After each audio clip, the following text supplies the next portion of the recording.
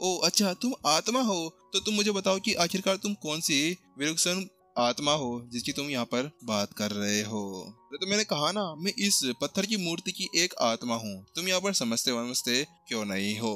तो वही दूसरी तरफ यहाँ पर विपिन उसे समझाने लगता है, वह तुम एक स्टार स्टोन हो, तुम आखिर कैसे यहाँ पर एक आत्मा का सेब ले सकते हो। स्टार स्टोन कोई नॉर्मल चीज नहीं होती है। स्टार स्टोन यहाँ पर लावा के अंदर बनता है। पहले तो यहाँ पर वह लावा के गर्मी से तपता है, उसके बाद में बिजली के झटके उसके ऊपर पड़ते हैं, उसके बाद में ही वह यहाँ पर आगे जाकर प्रोसेस होता है, जिसके बाद में वह स्टोन यहाँ पर बनता है। तो तुम यहाँ पर कैसे एक आत्मा बन सकते हो? ऐसा हो ही नहीं सकता कि तुम यहाँ पर उसके अंदर कोई आत्मा बना सकते हो। यहाँ तक कि कोई अगर अच्छा खासा स्पिरिट अवेकनर भी आ जाए ना, तो उसके बाद में वो ऐसा कुछ नहीं कर सकता। तो तुम यहाँ पर कह रहे हो कि तुम यहाँ पर एक पत्थर के अंदर आत्मा आ चुके हो, ऐसा मैं बिल्कुल भी नहीं मानता। क्या तुम मुझे ये बताओगे कि आखिरकार तुम्हारे अंदर ये आत्मा किसने डाली? तो वहीं दूसरी तरफ वो पत्थर की मूर्ति थोड़ी देर शांत तो रहती है, उसके बाद में वह कहती है, अच्छा मैं आपको बताता हूँ कि यहाँ पर प्राचीन ऋषि गंधर्व ने ही मुझे यहाँ पर ये बनाया था। क्या प्राचीन ऋषि गंधर्व, क्या उन्होंने आपको बनाया था? क्या बात कर रहे हो तुम?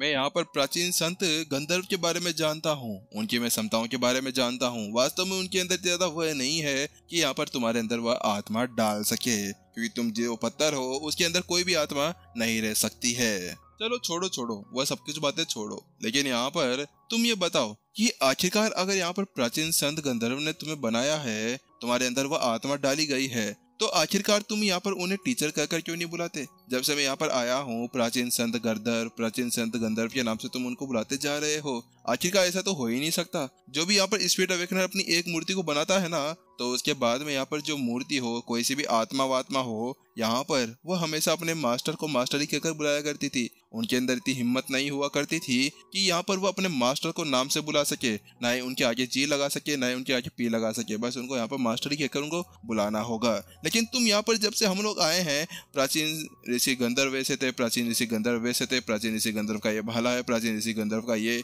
टॉयलेट है, तुम ऐसा कहते जा रहे हो। तो आखिरकार इसका क्या राज है? क्योंकि यहाँ पर सभी जानते हैं, चाहे से माता पिता कोई भी हो, यहाँ पर उनको माता पिता कहना पड़ता था।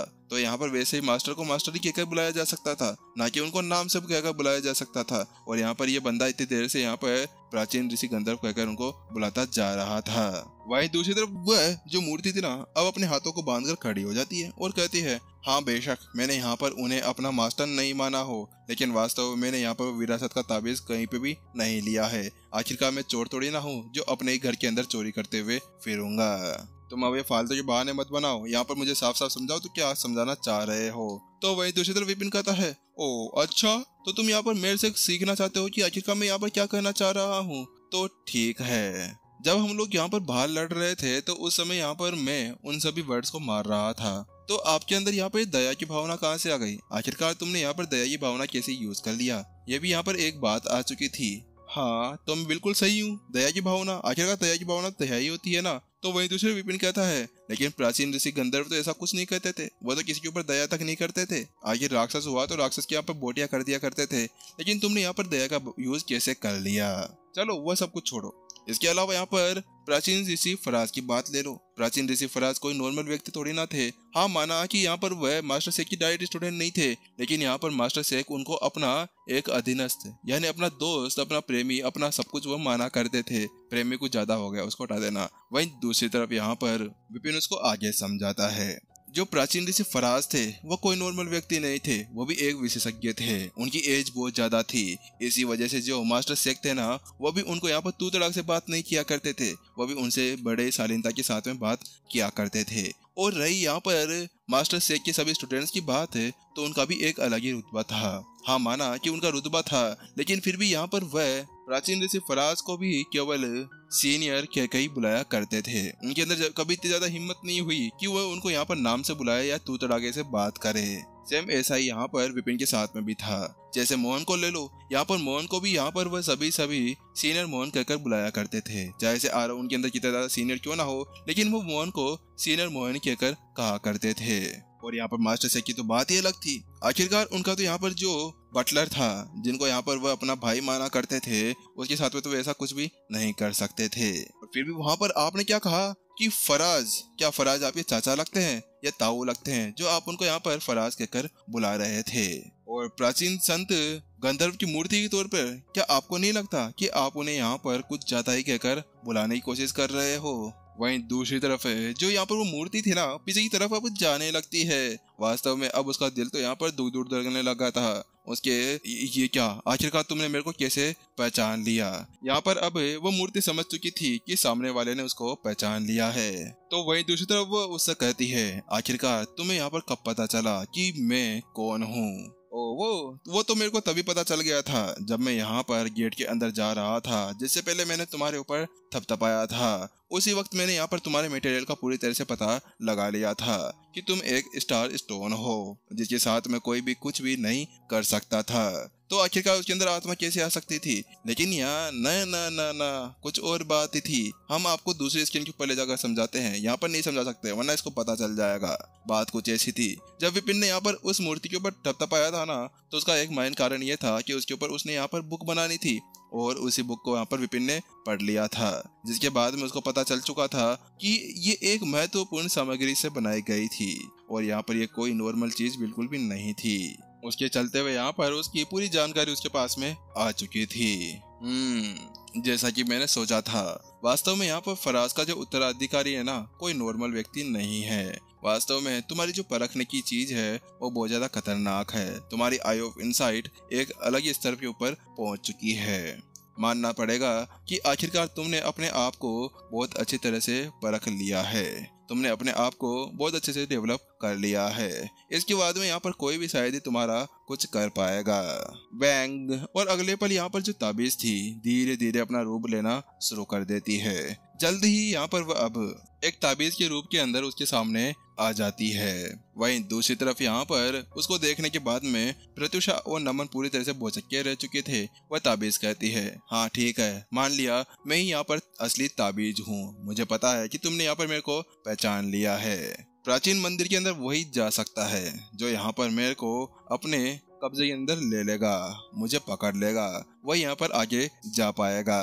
लेकिन हाँ, यहाँ पर मेरे असली मास्टर शेख थे। उनके अलावा मैंने आज तक किसी को भी अपना मास्टर नहीं माना है। चाहे से यहाँ पर फिर प्राचीन संत गंधर्व आ जाए या फिर फराज आ जाए, मैं किसी के भी हाथों के अंदर नहीं जा सकता, ना उनको मैं अपना मास्टर बना सकता हूँ।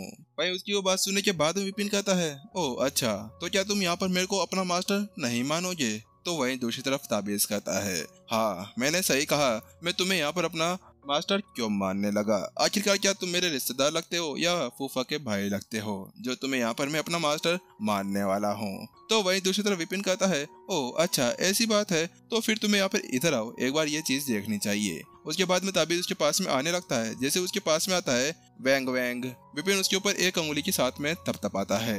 जैसे वह ऐसा करता है, वहीं दूसरी तरफ ये जो ताबीज था वो कहता रहता है, आखिरकार मैं तुम्हारे पास में क्यों आने लगा? यहाँ पर मेरे को फराज ना यहाँ पर गंधर्व कोई भी मेरे को पकड़ नहीं पाया था, तो आखिरकार तुम कैसे यहाँ पर मेरे को पकड़ सकते हो? लेकिन उससे पहले यहाँ पर वो कुछ कर पाता कि जिससे पहले यहाँ पर आप। वही दूसरी तरफ यहाँ पर वो ताबीज जल्दी से पूरी तरह से सन्न रह जाता है। वह कहता है, ये छोटा ताबीज मास्टर को यहाँ पर सम्मान देते हुए। अगले पल यहाँ पर वो ताबीज चुपचाप शांति से खड़ा हो जाता है।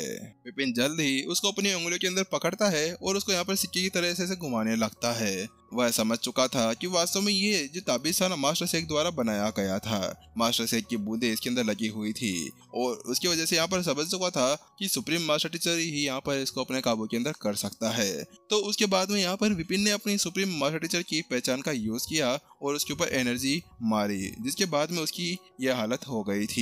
वहीं दूसरी तरफ नमन तो पूरी तरह से अब हतप्रभ रह चुका था। उसकी आंखें सर्कल से बाहर निकलकर आ चुकी थी। ये क्या हो रहा है? आखिरकार ये ताबीज इतनी देर यहाँ पर इतनी बुरी तरह से फेंक रहा था कि मैं ये नहीं करूंगा, मैं वो नहीं करूंगा, मैं ना ही यहाँ पर तुम्हें सबमिट ना करूंगा, ना ही मैं वो करूंगा। लेकिन अगले पल इसने तो अपने रंग रूप पूरी तरह से चेंज कर लिया है, क्योंकि यहाँ पर नमन को भी पता था और वो इतना ज्यादा विशेषज्ञ तो था ही कि यहाँ पर वह समझ चुका था कि ये ताबीज यहाँ पर मास्टर शेख द्वारा बनाया गया था और मास्टर शेख के अलावा ये किसी के और के हाथ के अंदर नहीं जाएगा।